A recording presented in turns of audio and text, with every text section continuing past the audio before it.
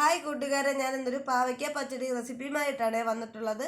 അപ്പോൾ പച്ചടിക്ക് ആവശ്യമായിട്ടുള്ള പാവയ്ക്കൊക്കെ അരിഞ്ഞു കൊടുത്തു. അതിലേക്ക് ഒരു പച്ചമുളക് ഇട്ട് കൊടുത്തു, ഉപ്പും ചേർത്ത് കൊടുത്തിട്ടുണ്ട് കേട്ടോ. ഒരു ചട്ടിയിലേക്ക് വെളിച്ചെണ്ണ ഒഴിച്ചു കൊടുത്ത് ചൂടാക്കിയതിന് ശേഷം പാവയ്ക്ക കൂട്ട് അതിലേക്ക് ഇട്ട് കൊടുത്തു. പിന്നെ കറിവേപ്പില ഇട്ട് കൊടുത്ത് മൂടി കൊടുത്തിട്ടുണ്ട്. ഇനി നമുക്ക് പച്ചടിക്ക് വേണ്ടിയിട്ടുള്ള അരപ്പ് കൂട്ട് തയ്യാറാക്കാം. അതിന് ഒരു മിക്സിയുടെ ജാറിലേക്ക് തേങ്ങ ഇട്ട് കൊടുത്തിട്ടുണ്ട്. പിന്നെ ഒരു പച്ചമുളകും ആവശ്യത്തിന് ജീരകവും.